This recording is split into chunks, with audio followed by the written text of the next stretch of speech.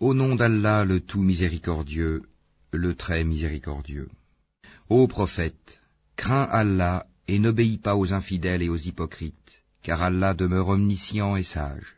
Et suis ce qui t'est révélé émanant de ton Seigneur, car Allah est parfaitement connaisseur de ce que vous faites. Et place ta confiance en Allah, Allah te suffit comme protecteur.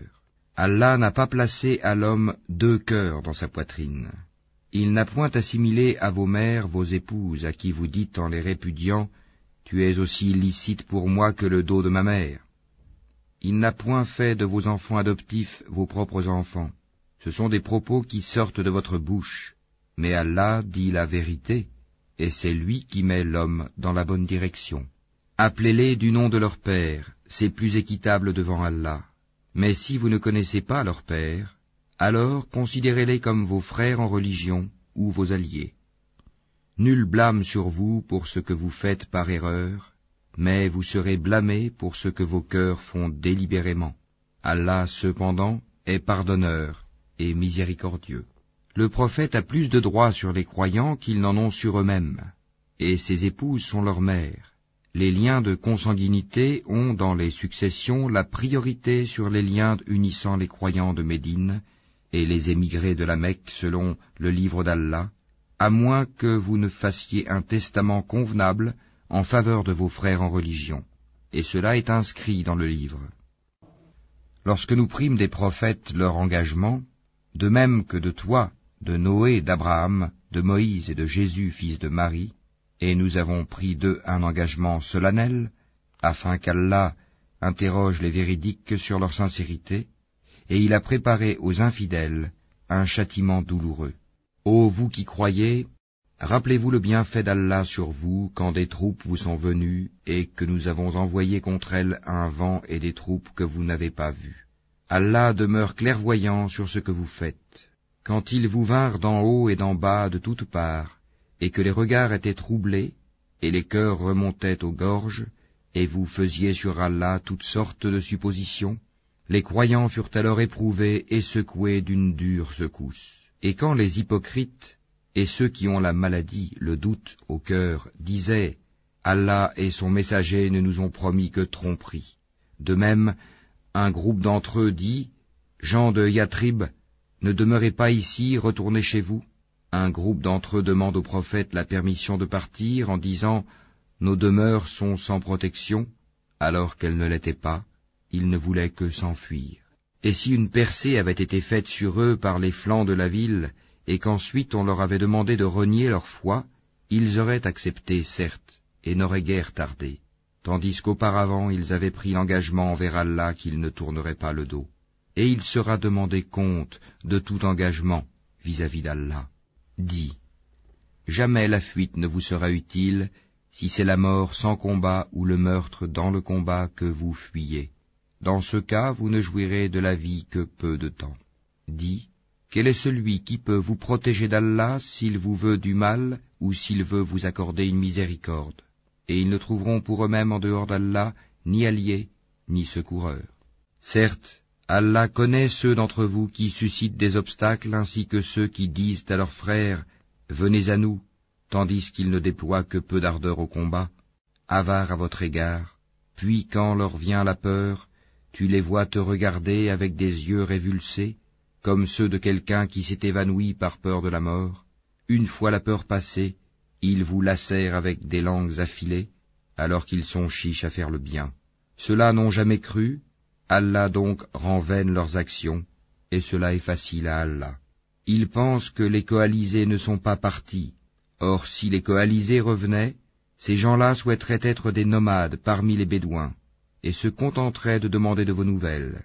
S'ils étaient parmi vous, ils n'auraient combattu que très peu. En effet, vous avez dans le messager d'Allah un excellent modèle à suivre, pour quiconque espère en Allah et au jour dernier, et invoque Allah fréquemment. Et quand les croyants virent les coalisés, ils dirent « Voilà ce qu'Allah et son messager nous avaient promis. » Et Allah et son messager disaient la vérité, et cela ne fit que croître leur foi et leur soumission. Il est parmi les croyants des hommes qui ont été sincères dans leur engagement envers Allah. Certains d'entre eux ont atteint leur fin, et d'autres attendent encore. et ils n'ont varié aucunement dans leur engagement, afin qu'Allah récompense les véridiques pour leur sincérité, et châtie s'il veut les hypocrites, ou accepte leur repentir. Car Allah est pardonneur et miséricordieux. Et Allah a renvoyé avec leur rage les infidèles sans qu'ils n'aient obtenu aucun bien, et Allah a épargné aux croyants le combat. Allah est fort et puissant. Et il a fait descendre de leurs forteresses ceux des gens du livre qui les avaient soutenus, les coalisés, et il a jeté l'effroi dans leur cœur. Un groupe d'entre eux vous tuiez, et un groupe vous faisiez prisonniers. Et il vous a fait hériter leurs terres, leurs demeures, leurs biens, et aussi une terre que vous n'aviez point foulée, et Allah est omnipotent. Ô prophète, dis à tes épouses, si c'est la vie présente que vous désirez et sa parure, alors venez, je vous donnerai les moyens d'en jouir, et vous libérerai par un divorce sans préjudice. Mais si c'est Allah que vous voulez, et son messager, ainsi que la demeure dernière, Allah a préparé pour les bienfaisantes parmi vous une énorme récompense. Ô femmes du prophète, celle d'entre vous qui commettra une turpitude prouvée, le châtiment lui sera doublé par 2 fois, et ceci est facile pour Allah. Et celle d'entre vous qui est entièrement soumise à Allah et à son messager et qui fait le bien, nous lui accorderons 2 fois sa récompense, et nous avons préparé pour elle une généreuse attribution. Ô femmes du prophète, vous n'êtes comparables à aucune autre femme. Si vous êtes pieuses, ne soyez pas trop complaisantes dans votre langage, afin que celui dont le cœur est malade, l'hypocrite, ne vous convoite pas, et tenez un langage décent. Restez dans vos foyers, et ne vous exhibez pas à la manière des femmes d'avant l'islam, Jaélia, accomplissez la salate, acquittez la zakat, et obéissez à Allah et à son messager. Allah ne veut que vous débarrasser de toute souillure, ô gens de la maison du prophète, et veut vous purifier pleinement. Et gardez dans vos mémoires ce qui, dans vos foyers, est récité des versets d'Allah et de la sagesse. Allah est doux et parfaitement connaisseur. Les musulmans et musulmanes, croyants et croyantes, obéissants et obéissantes, loyaux et loyales, endurants et endurantes, craignants et craignantes, donneurs et donneuses d'aumônes, jeûnants et jeûnantes, gardiens de leur chasteté et gardiennes, invocateurs souvent d'Allah et invocatrices, Allah a préparé pour eux un pardon et une énorme récompense. Il n'appartient pas à un croyant ou à une croyante, une fois qu'Allah et son messager ont décidé d'une chose, d'avoir encore le choix dans leur façon d'agir. Et quiconque désobéit à Allah et à son messager, s'est égaré, certes, d'un égarement évident. Quand tu disais à celui qu'Allah avait comblé de bienfaits, tout comme toi-même l'avais comblé, garde pour toi ton épouse et crains Allah, et tu cachais en ton âme ce qu'Allah allait rendre public, tu craignais les gens et c'est Allah qui est plus digne de ta crainte. Puis quand Zayd eut cessé toute relation avec elle, nous te la fîmes épouser, afin qu'il n'y ait aucun empêchement pour les croyants d'épouser les femmes de leurs fils adoptifs, quand ceux-ci cessent toute relation avec elles. Le commandement d'Allah doit être exécuté. Nul grief à faire au prophète en ce qu'Allah lui a imposé, conformément aux lois établies pour ceux qui vécurent antérieurement. Le commandement d'Allah est un décret inéluctable. Ceux qui communiquaient les messages d'Allah le craignaient et ne redoutaient nul autre qu'Allah, et Allah suffit pour tenir le compte de tout. Mohammed n'a jamais été le père de l'un de vos hommes, mais le messager d'Allah est le dernier des prophètes. Allah est omniscient. Ô vous qui croyez, évoquez Allah d'une façon abondante, et glorifiez-le à la pointe et au déclin du jour. C'est lui qui prie sur vous, ainsi que ses anges, afin qu'il vous fasse sortir des ténèbres à la lumière, et il est miséricordieux envers les croyants. Leur salutation au jour où ils le rencontreront sera « Salam, paix », et il leur a préparé une généreuse récompense. Ô prophète, nous t'avons envoyé pour être témoin, annonciateur, avertisseur, appelant les gens à Allah par sa permission, et comme une lampe éclairante. Et fais aux croyants la bonne annonce qu'ils recevront d'Allah une grande grâce. Et n'obéis pas aux infidèles et aux hypocrites. Ne prête pas attention à leur méchanceté, et place ta confiance en Allah, et Allah suffit comme protecteur. Ô vous qui croyez, quand vous vous mariez avec des croyantes et qu'ensuite vous divorcez d'avec elles avant de les avoir touchées, vous ne pouvez leur imposer un délai d'attente. Donnez-leur jouissance d'un bien et libérez-les par un divorce sans préjudice. Ô prophète, nous t'avons rendu licite tes épouses à qui tu as donné leur mar, dot, ce que tu as possédé légalement parmi les captives ou esclaves qu'Allah t'a destinées, les filles de ton oncle paternel, les filles de tes tantes paternelles, les filles de ton oncle maternel, et les filles de tes tantes maternelles, celles qui avaient émigré en ta compagnie, ainsi que toute femme croyante si elle fait don de sa personne au prophète, pourvu que le prophète consente à se marier avec elle. C'est là un privilège pour toi, à l'exclusion des autres croyants.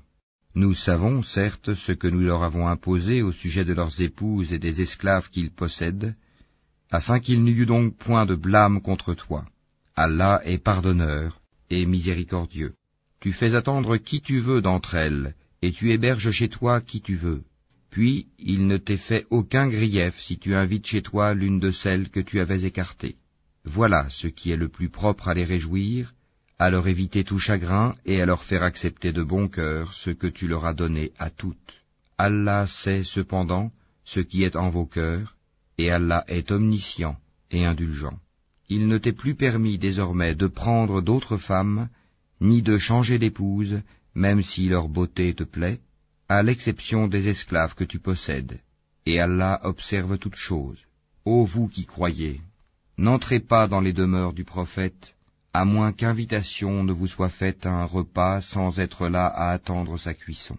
Mais lorsqu'on vous appelle, alors entrez, puis, quand vous aurez mangé, dispersez-vous sans chercher à vous rendre familier pour causer.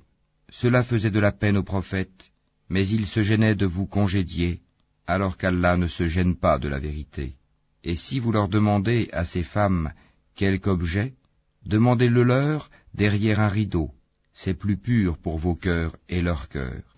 Vous ne devez pas faire de la peine aux messagers d'Allah, ni jamais vous marier avec ses épouses après lui. Ce serait auprès d'Allah un énorme péché. Que vous divulguiez une chose ou que vous la cachiez, Allah demeure omniscient. Nul grief sur elles au sujet de leurs pères, leurs fils, leurs frères, les fils de leurs frères, les fils de leurs sœurs, leurs femmes de suite, et les esclaves qu'elles possèdent. Et craignez Allah, car Allah est témoin de toutes choses. Certes, Allah et ses anges prient sur le prophète. Ô vous qui croyez, priez sur lui, et adressez-lui vos salutations. Ceux qui offensent Allah et son messager, Allah les maudit ici-bas, comme dans l'au-delà, et leur prépare un châtiment avilissant. Et ceux qui offensent les croyants et les croyantes, sans qu'ils l'aient mérité, se chargent d'une calomnie et d'un péché évident. Ô prophète, dis à tes épouses, à tes filles, et aux femmes des croyants, de ramener sur elles leur grand voile. Elles en seront plus vite reconnues et éviteront d'être offensées. Allah est pardonneur et miséricordieux.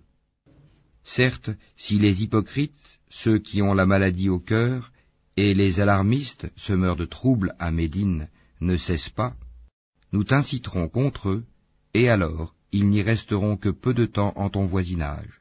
Ce sont les maudits. Où qu'on les trouve, ils seront pris et tués impitoyablement. Telle était la loi établie par Allah envers ceux qui ont vécu auparavant, et tu ne trouveras pas de changement dans la loi d'Allah.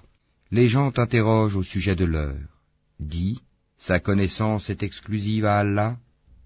Qu'en sais-tu? Il se peut que l'heure soit proche. Allah a maudit les infidèles et leur a préparé une fournaise, pour qu'ils y demeurent éternellement sans trouver ni alliés ni secoureurs. Le jour où leurs visages seront tournés et retournés dans le feu, ils diront, hélas pour nous, si seulement nous avions obéi à Allah et obéi aux messagers. Et ils dirent, Seigneur, nous avons obéi à nos chefs et à nos grands, c'est donc eux qui nous ont égarés du sentier.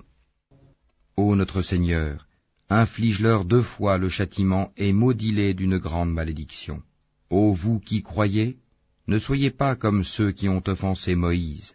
Allah l'a déclaré innocent de leurs accusations, car il était honorable auprès d'Allah. Ô vous qui croyez, craignez Allah et parlez avec droiture, afin qu'il améliore vos actions et vous pardonne vos péchés. Quiconque obéit à Allah et à son messager obtient certes une grande réussite. Nous avions proposé aux cieux, à la terre et aux montagnes la responsabilité de porter les charges de faire le bien et d'éviter le mal. Ils ont refusé de la porter, et en ont eu peur alors que l'homme s'en est chargé, car il est très injuste envers lui-même et très ignorant. Il en est ainsi, afin qu'Allah châtie les hypocrites, hommes et femmes, et les associateurs et les associatrices, et Allah accueille le repentir des croyants et des croyantes. Allah est pardonneur et miséricordieux.